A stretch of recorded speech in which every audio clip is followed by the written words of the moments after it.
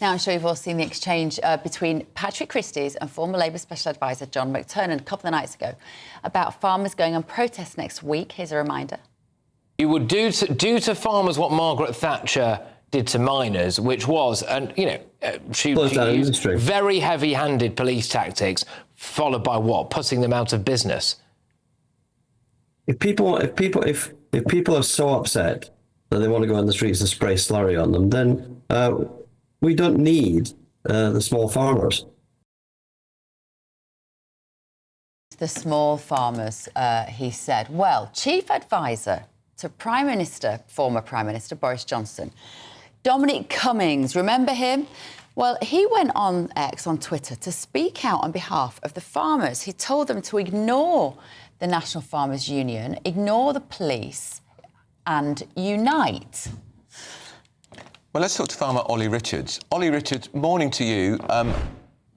We know what you're going to think about what the terrible John McTernan said on GB News the other day, but is Dominic Cummings right? You've got to unite, ignore the police and get on. And are you contemplating a strike, Ollie, in protest of what the government's planning to do to particularly family-run farms? I think, to be fair, farmers are all united now. We've never had such a hammer blow dealt to the industry as what was with that budget. You could nearly call it a suicide tax. I mean, who invents a tax that incentivises people to want to be dead, especially the older generation? It's just crazy. We will be there in London. We have organised a rally, and I must say that the Met have been very cooperative with us, and we will have one on Richmond Square on the 19th. But every bit of industry is coming together. The NFU have got a separate event down the road, and we are actually going to be liaising with each other so our timings don't clash, and hopefully we'll have an NFU representative at ours as well. Dominic Cummings' tweet was quite interesting because, of course, he knows how government works. He said, spread the word among farmers. Blair's lead advisor says close down all small farmers because they are the political enemy. I've been in the Prime Minister's office when demonstrations happen. Westminster is weak, and the Met leadership always fold if numbers are over a threshold. We police by consent, Prime Minister. There's nothing we can do except manage it. He talks about the fact that people are allowed to protest every weekend, calling for a second Holocaust and waving Hitler photos, and yet Westminster ignores and doesn't cover it in the news, and policemen just watch. He said farmers should ignore the NFU and the cops, flood the zone and pressure.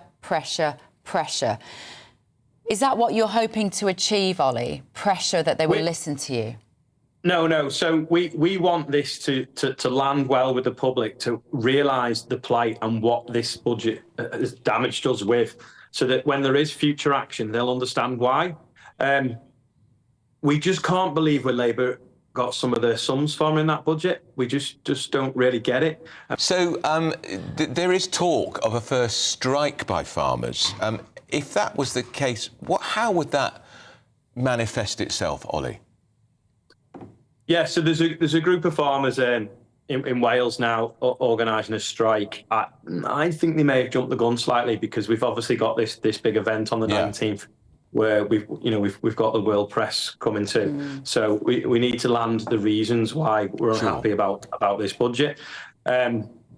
If they start a few days before, whichever, we can't stop them. There's just so much anger in the industry that that is why that is. And we've also got support from other industries coming to us. Literally, the whole private sector has got problems with some of the sums within that budget. Yeah, and what of the sums in the budget? Because the Treasury are telling us a maximum of 500 farms will be affected. I don't think the National Farmers Union accept those figures for a second, because any farm over, I think the average farm, Ollie, is worth £2.5–3 million. They're all going to be caught by this inheritance tax hike. Even losing 5 farms, we can't do that. We need to feed ourselves. Yeah. I just don't get why they think it's acceptable to even lose 500, not to mention 5. It's ludicrous. Ollie, if a significant number of farms do have to be sold in the fullness of time because of these restrictions, and because just simply, even if it's not inheritance tax, just how difficult life is for farmers now, how will that affect this country, the character, the fundamental identity of Great Britain if we no longer have family farms? I think the real danger is just not being able to feed ourselves. You know, every year we are bringing even more and more food in because there is farmers going out of business anyway. And if you've got a nation that can't feed itself, that is a very dangerous place to be. Yeah, because Ollie, sorry to interrupt, you're already being put under pressure to rewild the land, put more flowers and solar panels, which is land which normally you would be using for crops and dairy.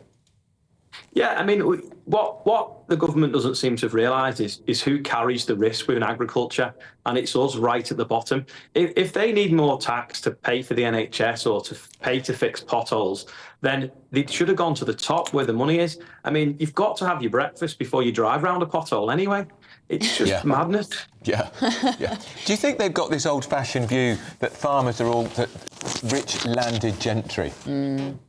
Yeah, and you know, if you look at a spreadsheet, that may be what it is, and you know, it's we've always had a bit of a disconnect from central London government of what happens on farms, but I think with having some newbies in, shall we say, I think that distance has got even further, and there's dubious figures being bandied around that we can't make any sense of. Is it just that, as you say, they're just detached, Ollie, very much from your industry, and maybe you need to build some bridges with them and maybe somehow get them to listen, and the protest might be a way of making that happen? Well, the protest is we you know, we're going to have farmers there and other important people, should we say. I'm not telling you exactly who just yet, but we need the voice to be heard. We need them stories out there to understand that yes, a farm might have a value, but it's never liquid. It's never seen. You know, if you have to chop 20-25% off a farm every time the owner changes or the person in charge, it's very quickly you've got nothing left. And if you have to chop some off, who's buying it? Because it won't be farmers. No, you know, and that's it the won't. worry. It will. Well, as we've said before, the biggest owner of farmland in America is now Bill Gates. It won't be farmers. It will be people who either want to build properties on there or, as we said, solar farms, wind turbine farms. And it will fundamentally change the character of this country.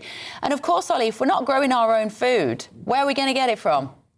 Well, that's the thing. Where are we going to get it from? But for every pound of food we don't produce in the UK, it's a pound leaving the economy to bring it from somewhere else. And is it ever going to come back? Because what do we manufacture? What do we sell other countries? What do we sell the rest of the world?